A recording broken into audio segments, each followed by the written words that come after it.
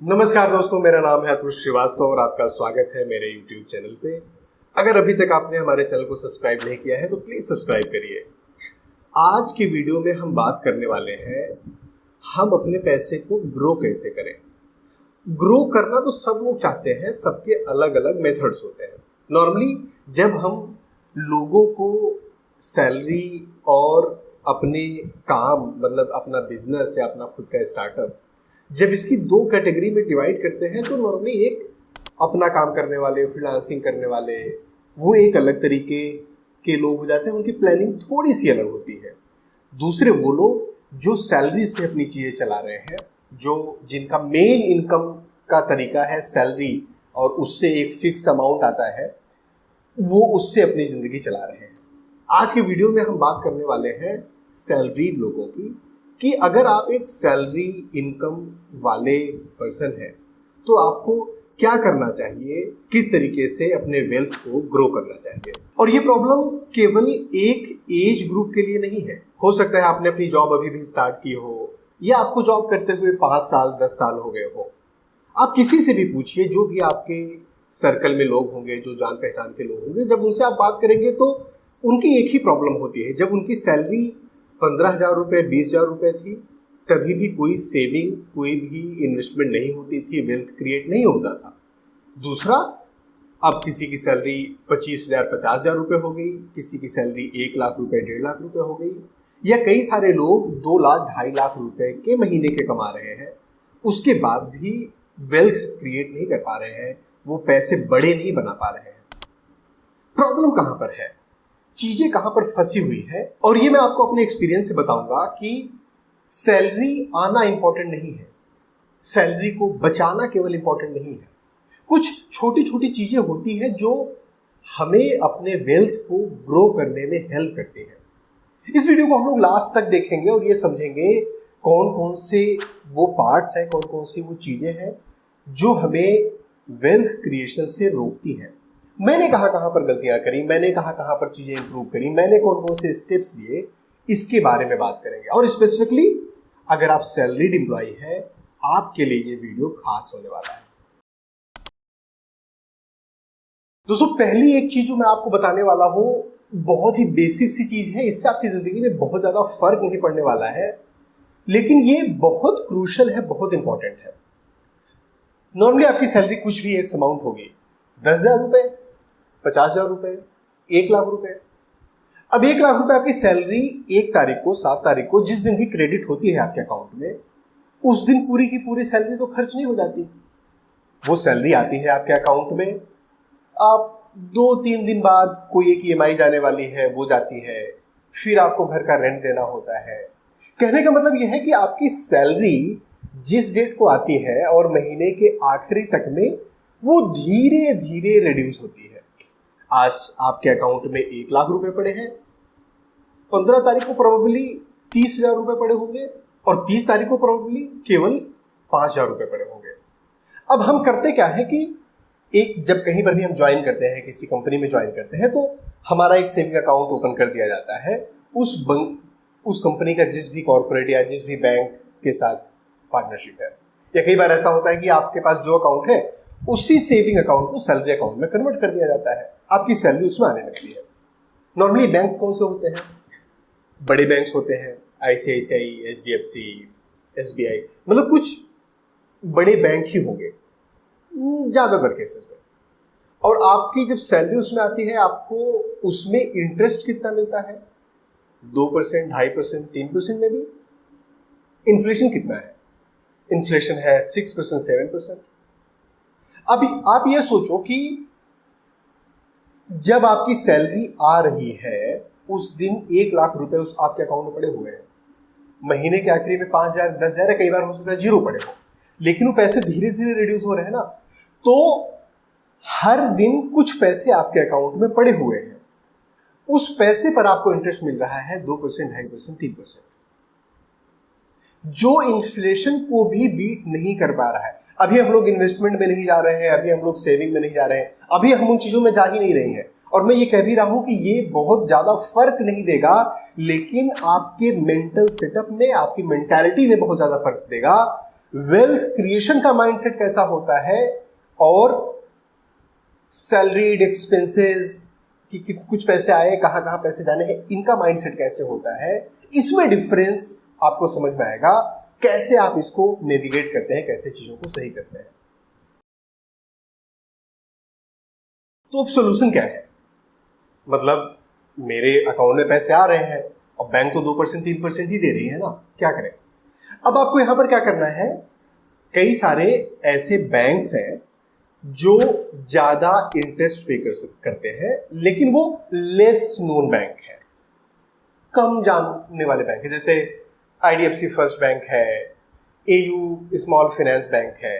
इस तरीके के बैंक्स हैं जो 5%, 6%, 7% तक इंटरेस्ट रेट देते हैं, ऑफ कोर्स डिपेंडिंग ऑन कितने पैसे आपके उसमें पड़े हुए हैं। और ये पर डे के हिसाब से इंटरेस्ट आपको देते हैं। ज्यादातर सेविंग अकाउंट्स में कैलकुलेशन पर डे के हिसाब से होता है। तो आज आपके अकाउंट में जितने पैसे पड़े हुए हैं उस पे इंटरेस्ट आपको मिलेगा, कल थोड़े कम हो गए तो उस पे कम मिलेगा। अब आप ये सोचो, एक सिंपल सी ट्रिक आप कर सकते हो कि आपका जो प्राइमरी अकाउंट है जहां पर आपकी सैलरी आती है उसको आप एज इट इज रहने दीजिए। इनमें से किसी अकाउंट में जो मैंने आपको नाम बताया, और आप गूगल करेंगे तो 10 आ जाएंगे, मैं कोई प्रमोट किसी बैंक को नहीं कर रहा हूं, किसी एक छोटे बैंक में आप अपना अकाउंट ओपन कराइए। ज्यादातर ये छोटे बैंक्स आपको मिनिमम बैलेंस भी कम का ऑप्शन देते हैं, और जिस दिन आपकी सैलरी आती है पूरी की पूरी सैलरी या मोटा चंक इसमें ट्रांसफर कर दिया। अब आपके जो भी डिडक्शंस होने वाले हैं, जो भी पैसे आप निकालने वाले हो, जो पेमेंट आप करने वाले हैं, जो खर्चे आप करने वाले हो, इस बैंक से करो। इसके डिफरेंस पता क्या पड़ेगा? मान लो आपको पूरे साल भर में 16 से 17 हजार रुपए इंटरेस्ट मिलते हैं, जो भी आपके अकाउंट में पड़ा हुआ है। इसमें अगर आप डालते हो तो ये इंटरेस्ट आपको 30 से 40 हजार रुपए हो जाएगा। अब आपको लग रहा होगा कि 30 से 40 हजार रुपए तो बहुत ज्यादा डिफरेंस नहीं डाल रहा है। मैं आपको बता भी रहा था कि बहुत ज्यादा डिफरेंस नहीं डालेगा। थिंक अबाउट दिस, ये आपको सेविंग अकाउंट में पड़ा हुआ पैसा जिस पे आप कभी ध्यान भी नहीं देते थे, वो आपको डबल रिटर्न दे रहा है, डबल रिटर्न दे रहा है।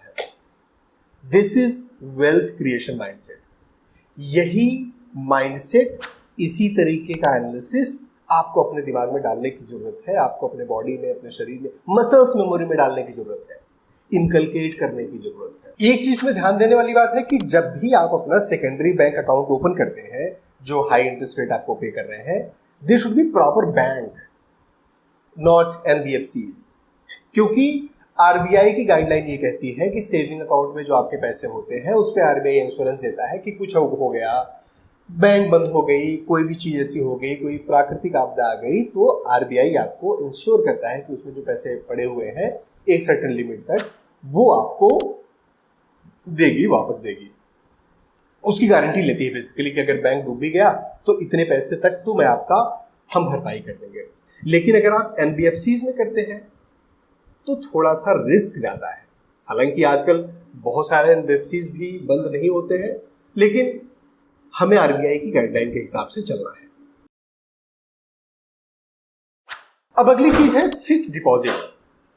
फिक्स डिपॉजिट सेफ है, हमने बचपन से सुना है, और ज्यादातर हमारे पेरेंट्स तो यही करते थे ना, FD कर देते थे। कोई पैसे कहीं से आए, कहीं से पैसे इकट्ठा हुए, उसको FD कर दिया और वो ठीक ठाक इंटरेस्ट देता रहता था, 5%, 6%, 7%, depending on time to time, या कितना अमाउंट आपका है, कितनी एज आपकी है, इसके बेसिस पे FD आपको रिजल्ट देता रहता है। FD या फिक्स डिपॉजिट बहुत अच्छा ऑप्शन है अगर आप अपने पैसे को सेफ रखना चाहते हैं, सुरक्षित रखना चाहते हैं। ये बहुत अच्छा ऑप्शन नहीं है रिटर्न के लिए, बहुत अच्छा ऑप्शन रिटर्न के लिए नहीं है। तो अगर आपके पेरेंट्स के पैसे हैं जो आप चाहते हो नहीं सुरक्षित ही रहे, बिल्कुल रिस्क नहीं लेना है, आपके घर में कोई रिटायर हो रहा है उसके पैसे हैं, आपको लगता है कि मैं बिल्कुल भी इसमें रिस्क नहीं लेना चाहता, एक पैसे भी कम नहीं होने चाहिए, मैं मार्केट में डालूंगा ही नहीं, उस समय FD अच्छा ऑप्शन होता है। आपको इंटरेस्ट कम मिलता है लेकिन आपका पैसा सुरक्षित रहता है। लेकिन अगर आप अपने 20s में है, 30s में है, सैलरी आपकी आ रही है, पैसे आ रहे हैं, तो FD आपके लिए शायद अच्छा ऑप्शन नहीं होगा। क्योंकि बहुत सारे ऑप्शंस हैं आपके पास जिसमें आपको उससे बेटर रिजल्ट मिलता है। तो एफडी हमें अवॉइड करनी है।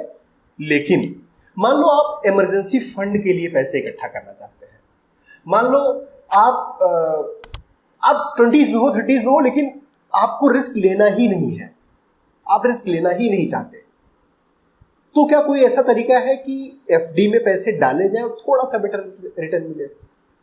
अब आप छोटे स्मॉल बैंक्स में एफडी करिए, ये आपको बेटर रिजल्ट्स देते हैं compare to the larger banks. ये आपको अगर दूसरे बैंक्स मान लो आपको 6% दे रहे हैं तो नॉर्मली आपको 7%, 7.5% देंगे, तो 1.5%, 2% का फर्क आपको दिखेगा। लेकिन यहां पर भी ध्यान देने वाली बात है कि आपको किसी भी एनबीएफसी में, कॉर्पोरेटिव बैंक में एफडी में पैसे नहीं डालने हैं, क्योंकि वहां पर रिस्क होता है और वो आरबीआई के इंश्योरेंस पॉलिसी में नहीं आता। आरबीआई उसके लिए इंश्योर आपको नहीं करता। अगर किसी बैंक में है तो आरबीआई आपको इंश्योर करता है और स्पेसिफिकली इसमें 5 लाख रुपए तक की कैप होती है कि 5 लाख रुपए का इंश्योरेंस आपको आरबीआई की तरफ से मिलता है। मान लो आपको 20 लाख रुपए की एफडी करनी है, आप क्या करोगे? इस 20 लाख रुपए को 4 अलग अलग बैंक्स में डालो। 5-5 लाख रुपए की लिमिट है ना, 5 लाख रुपए की एफडी मैंने डाल दी। एक ही बैंक में डालना है, हस्बैंड वाइफ 2 अलग अलग नाम पे डालो, या पेरेंट्स आपके हैं, बच्चे हैं, उनके नाम पे डालो। तो डिस्ट्रीब्यूट करके रखो, इससे आपको बेटर रिटर्न मिलेगा। लेकिन ध्यान देने वाली बात है कि एफडी वेल्थ क्रिएशन का बहुत अच्छा टूल नहीं है, पैसे सेफ रहते हैं इसमें। अब आता है म्यूचुअल फंड।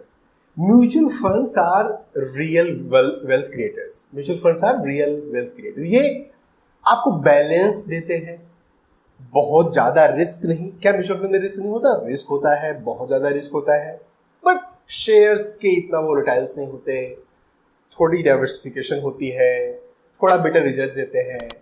एफडी जैसा सेफ नहीं है, बट फिर भी शेयर्स सिक्के कंपैरेटिव में सेफ है। म्यूचुअल फंड ज्यादातर लोगों के लिए लॉन्ग टर्म वेल्थ क्रिएटर्स होते हैं। म्यूचुअल फंड में कई तरीके होते हैं, जैसे पहला तरीका है ELSS। अगर आप टैक्स सेविंग के लिए करना चाहते हैं तो 1.5 लाख रुपए का ELSS म्यूचुअल फंड लेना आपके लिए बेहतरीन रहता है, अच्छा ऑप्शन रहता है। टैक्स सेविंग में आता है, बट 1.5 लाख रुपए उसमें कवर होता है। तो ELSS में 2 प्रॉब्लम होती है, एक तो इसका 3 साल का मिनिमम लॉक इन पीरियड है, आप पैसे निकाल नहीं सकते। दूसरा, 1.5 लाख रुपए से अगर आप ज्यादा करते हैं तो कोई फायदा नहीं, क्योंकि इसमें रिटर्न कंपेरेटिवली कम मिलता है ELSS के फंड्स में। उसके बाद है large cap funds. Large cap funds Bharat के जो टॉप 100 कंपनीज हैं उसमें इन्वेस्टमेंट किया हुआ फंड होता है। लार्ज म्यूचुअल फंड्स नॉर्मली आपको 10%, 12% के आसपास रिटर्न दे देते हैं बड़े आराम से, और सेफ भी रहते हैं। मार्केट उतनी वोलेटाइल होती नहीं है, क्योंकि बड़ी कंपनीज हैं। अगर 1-2 कंपनी में थोड़ा ऊपर नीचे हुआ तो बाकी कंपनी संभाल लेती हैं, क्योंकि ज़्यादा सारी बड़ी कंपनीज हैं उसमें।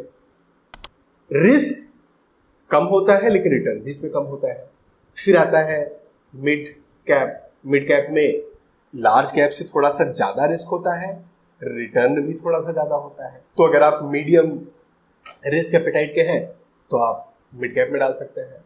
स्मॉल कैप नॉर्मली जो टॉप 250 कंपनीज है उसको आप निकाल दो, उसके बाद की जो companies but listed in the share market. वैसा भी नहीं कि वो कोई भी इधर उधर की कंपनीज है, कोई भी टॉम डिक हैरी कंपनीज है, वो कंपनीज नहीं है, लिस्टेड कंपनी है, प्रॉपर बाकायदा सेबी से रेगुलेटेड कंपनीज है, उसमें इन्वेस्टमेंट करता है। लेकिन इसमें रिस्क ज़्यादा होता है, ये वोलेटाइल ज़्यादा होती है, ऊपर नीचे ज़्यादा होती है, बट इसमें रिटर्न भी मिलता है। 18%, 20% नॉर्मली ये आपको रिटर्न देती है। मैंने पिछले अगर 1 साल आप छोड़ दो जिसमें मार्केट बहुत अच्छा परफॉर्म नहीं किया है, उसके पहले इसमें मैंने 30%, 35% भी रिटर्न निकाले हैं। तो स्मॉल कैप आपके लिए एक अच्छा ऑप्शन हो सकता है। अब म्यूचुअल फंड में डालने से पहले कुछ बेसिक रूल है जो हमें समझने की जरूरत है। अगर आपका टाइम हराइजन कम है, सिर्फ एग्जांपल आपका इन्वेस्टमेंट 2 to 3 ईयर्स के लिए है, अब 2 से 3 साल में गारंटी नहीं है कि मार्केट ऊपर ही जाएगी, हो सकता है वो थोड़ी स्टैग्नेंसी रह जाए, तो लार्ज कैप ज़्यादा बेटर ऑप्शन होगा। या मिड कैप अगर आप रिस्क लेना चाहते हैं, स्मॉल कैप में आपको बचना चाहिए। लेकिन अगर आपका टाइम होराइजन सिर्फ 5 ईयर्स, 6 ईयर्स है, तो लार्ज कैप और मिड कैप का कॉम्बिनेशन आप कर सकते हैं।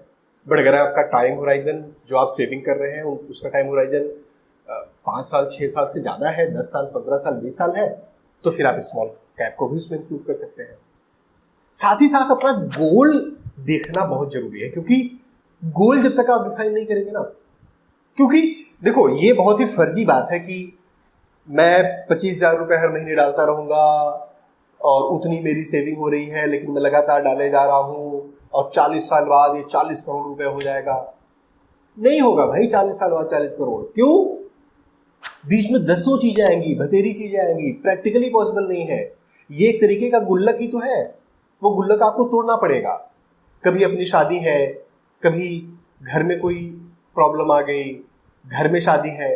अब ये तो आप नहीं करोगे ना कि घर में बहन की शादी है और आप अपने पिताजी की हेल्प नहीं करोगे, फादर की हेल्प नहीं करोगे, नॉट पॉसिबल।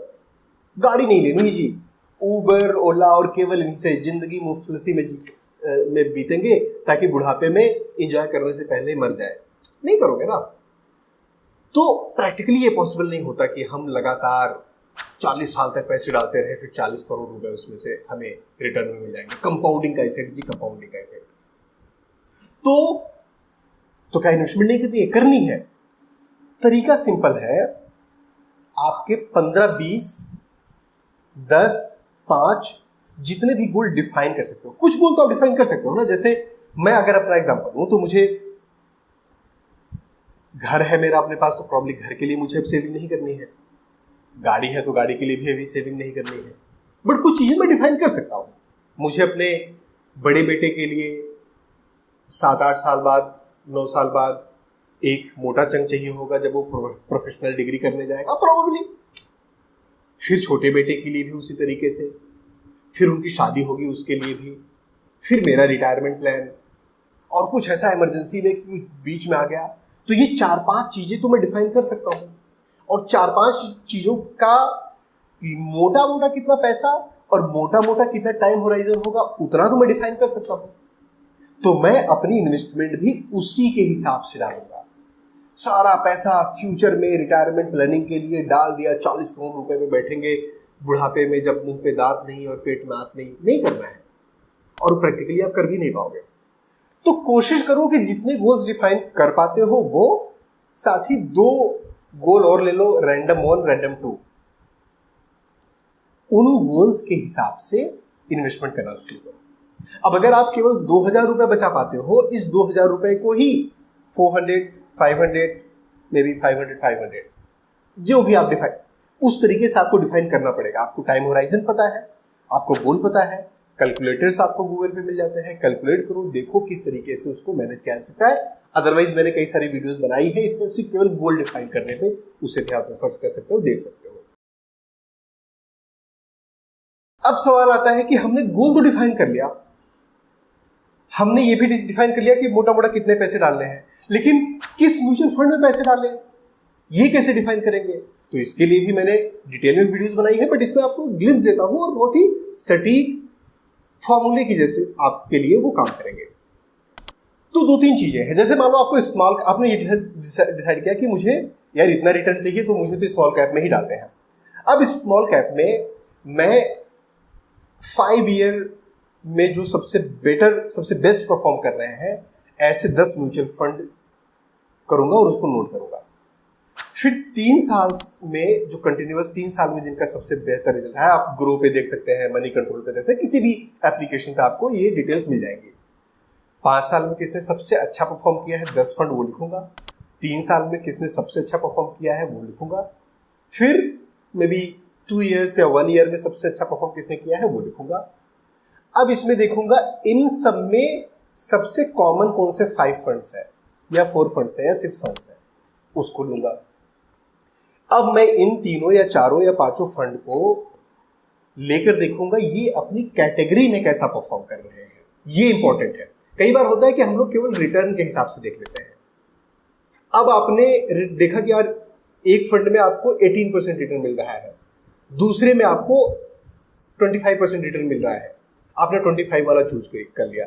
बट हो सकता है जिस कैटेगरी का वो फंड है 25% वाला, उस कैटेगरी में बाकी सारे परफॉर्म 30% रिजल्ट दे रहे हो।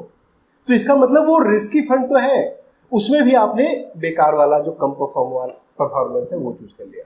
तो मैं देखूंगा कि ये अपनी कैटेगरी में कैसे परफॉर्म कर रहे हैं। जो टॉप 1, 2 या 3 पे जो फंड्स होंगे मैं इनको लूंगा। अब इन फंड्स में मैं इनिशियल इन्वेस्टमेंट करूंगा। म्यूचुअल फंड के अलावा कुछ और ऑप्शंस हैं जो आपको जरूर यूज करना चाहिए, समझना चाहिए, देखना चाहिए। पहला है तो शेयर। किसी भी शेयर में अगर आपने आज से 15 साल पहले, 20 साल पहले पैसे डाले होते, कोई भी इंडिया की कोई भी बड़ी कंपनी ले लो, रिलायंस, टाटा, बिरला, अडानी, कोई बैंक्स, कोई भी लो, सबने पिछले 10 सालों में, 15 सालों में या 20 सालों में 100 गुना रिजल्ट दिया है म्यूचुअल फंड से कहीं कहीं कहीं ज्यादा। तो अगर मुझे बहुत ही लॉन्ग टर्म का सोचना है ना, तो मैं किसी शेयर को चूज कर सकता हूं। लेकिन शेयर रिस्की होते हैं, तो थोड़ा सा इसके बारे में आपको समझ के ही इन्वेस्टमेंट करना चाहिए। दूसरा तरीका है गोल्ड या सिल्वर। गोल्ड में इन्वेस्टमेंट भी एक अच्छा ऑप्शन होता है। गोल्ड भाग रहा है, आप देख ही रहे हो। एक रिसर्च है, रिसर्च के अकॉर्डिंग से फॉर एग्जाम्पल अगर किसी ने निफ्टी 50 में पैसे डाले होते, पूरे के पूरे जितना इन्वेस्टमेंट कर रहे हैं लास्ट 30 ईयर्स, 25 ईयर्स, तो उसको रिटर्न मिलता ऑन एन एवरेज 12%। और अगर वो गोल्ड में पैसे डालता, पूरे के पूरे पैसे गोल्ड में डालता, तो उसको रिटर्न मिलता करीब 12-13%। मतलब अगर चाहे आप निफ्टी 50 में पैसे डालते, तभी भी आपको पिछले ऑन एन एवरेज 30 साल में 12 से 13% मिलता। अगर आप केवल गोल्ड में पैसे डालते, तभी भी आपको 12 से 13% मिलता। लेकिन अगर आप आधे पैसे गोल्ड में डालते, आधे पैसे निफ्टी 50 में डालते, तो ये रिटर्न आपका करीब 14-14.5% हो जाता है। अब ये मैजिक कैसे आया? लंबी चीज है, बस छोटे में बताता हूं कि जब बेसिकली गोल्ड हेज होता है, तो जब भी मार्केट ऊपर जाता है, नॉर्मली गोल्ड स्टैग्नेंट होता है। जब मार्केट नीचे जाता है तो गोल्ड ऊपर जाता है, तो इसलिए गोल्ड आपको हेज देता है। अब उसकी वजह से आपको रिटर्न वहां पर बेटर मिलते हैं अगर आप डाइवर्सिफाई करके करते हैं। तो डाइवर्सिफाई करना केवल रिस्क कम करने के लिए नहीं होता, डाइवर्सिफाई करना रिटर्न को भी बेहतर करने के लिए होता है। तो आज के वीडियो को यही खत्म करते हैं। मुझे उम्मीद है कि ये आपको समझ में आया होगा। हमें एफडी नहीं करना है, हमें म्यूचुअल फंड करना है, हमें अपनी मेंटेलिटी चेंज करनी है, छोटी छोटी चीज़ों में भी इन्वेस्टमेंट देखना है, एक्सपेंसेस और ये सारी चीज़ों हम लोग बात करते हैं। लेकिन उसके साथ ही साथ हमें इन्वेस्टमेंट में भी बात करनी है, इन्वेस्टमेंट सीखना है, लॉन्ग टर्म सोचना है, गोल के हिसाब से अपने टारगेट को सेट करना है, उस हिसाब से अपने इन्वेस्टमेंट को करना है और इन्वेस्टमेंट को डाइवर्सिफाई करना है। दोस्तों, मुझे उम्मीद है ये वीडियो आपको हेल्पफुल लगा होगा। अगर ये वीडियो आपको पसंद आया है तो इस वीडियो को लाइक करिए, अपने दोस्तों के साथ शेयर करिए, और अगर आपने चैनल को सब्सक्राइब नहीं किया तो सब्सक्राइब करिए। हाँ, अपनी हेल्थ का बहुत ध्यान दीजिए, अपनों का बहुत ध्यान दीजिए। हमारे वीडियोस को देखते रहिए, अपना और अपनों का ख्याल रखिए। Thank you. जय हिंद।